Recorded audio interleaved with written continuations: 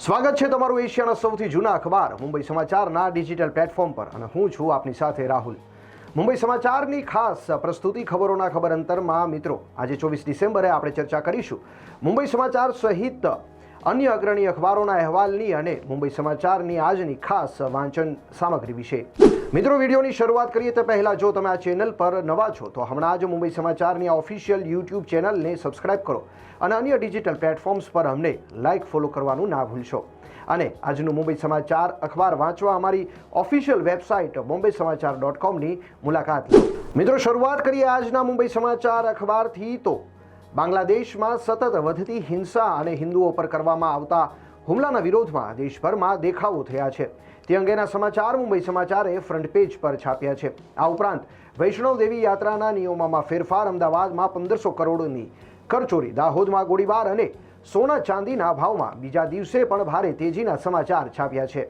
મિત્રો આ સિવાય હેડલાઇનની વાત કરી તે જ બાંગ્લાદેશ વિષય પર ભરત ભારદ્વાજનો એક્સ્ટ્રા અફેરમાં બાંગ્લાદેશીઓની વસ્તી રોકવા શર્માએ પોતે શું કર્યું તે શીર્ષક હેઠળ લેખ આપવામાં આવ્યો છે। આ સાથે જ બીજા પાને આજના પંચાંગ અને અન્ય અનુસંધાન અહેવાલો સાથે બીજા પાને નાતાલના કાર્યક્રમ અંગે સમાચાર છપાયા છે।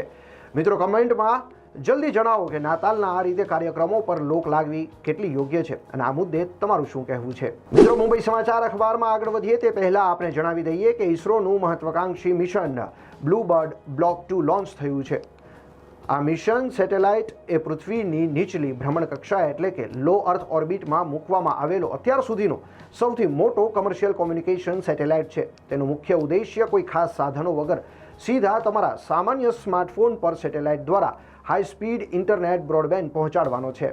મિત્રો આજના મુંબઈ સમાચાર અખબારના ત્રીજા પાને મહાનગરપાલિકા મહાસંગ્રામમાં સિનિયરોનો મહાપાલિકામાંથી એક્ઝિટ બાદ હવે ગુજરાતીઓનું પ્રતિનિધિત્વ કોની પાસે? આ અહેવાલ વાંચવા જેવો છે। આ સાથે જ મુંબઈમાં રાજકીય પક્ષો દ્વારા ગુજરાતીઓની અવગણના થતી હોય તે અંગેનો વિસ્તૃત અહેવાલ અને અન્ય રાજકીય ખબરો સાથે વાંચવા જેવા છે। મુંબઈ સમાચાર અખબારના ચોથા પાને મુંબઈ શહેરના અન્ય નાના મોટા સમાચારો છે અને આજની વિશેષ વાંચન સામગ્રી ઇન્ટરવલ પૂર્તિની વાત કરીએ તે પહેલાં નજર કરીએ આજના અગ્રણી અખબારો પર। મિત્રો શરૂઆત કરીએ ગુજરાત સમાચારથી। ગુજરાત સમાચારે પણ બાંગ્લાદેશમાં હિન્દુઓની હત્યા મામલે ભારતમાં થતા આંદોલનોના અહેવાલને હેડલાઇન બનાવી છે। ગુજરાત સમાચારના બીજા પાને ગાંધીનગરના ગિફ્ટ સિટીમાં દારૂબંધીના હળવા કરેલા નિયમોનો અહેવાલ છે। મિત્રો આપને જણાવી દઈએ કે મુંબઈ સમાચારે આ વિષય પર લોકોનો શું અભિપ્રાય છે તે અંગેનો સરસ મજાનો એક વિડીયો બનાવ્યો છે જેની લિંક અહીં ઉપર દેખાશે। મિત્રો હવે વાત કરીએ સંદેશની તો સંદેશે પણ બાંગ્લાદેશમાં હિન્દુઓ પર થયેલા હુમલાઓના અનુસંધાને દેશભરમાં દેખાવના અહેવાલોને મોખરે રાખ્યો છે। આ સાથે જ સંદેશના ચોથા પાને કાંકરિયા ફેસ્ટિવલમાં નિઃશુલ્ક પ્રવેશ છતાં ટિકિટ લેનારને જ વીમો મળવાની જોગવાઈથી વિવાદ અંગેના સમાચાર જોવા મળશે જે અહેવાલે ગુજરાત સમાચાર સહિત અગ્રણી અખબારોમાં સ્થાન મેળવ્યું છે। જ્યારે દિવ્ય ભાસ્કરે અરવલ્લી મુદ્દે પોતાના ગ્રાઉન્ડ રિપોર્ટને ફ્રન્ટ પેજ પર સ્થાન આપ્યું છે। આ સિવાય ગુજરાતમાં 26 આઈએએસની બદલી અંગેના સમાચાર છાપ્યા છે। મિત્રો ફરીથી આવીએ મુંબઈ સમાચારના આજના વાંચન વિશેષ ઇન્ટરવલ પૂર્તિમાં। અમૂલ દવે દ્વારા કવર સ્ટોરીમાં ભડકે બળે છે બાંગ્લાદેશ, દજાડે છે આગ ભારતને।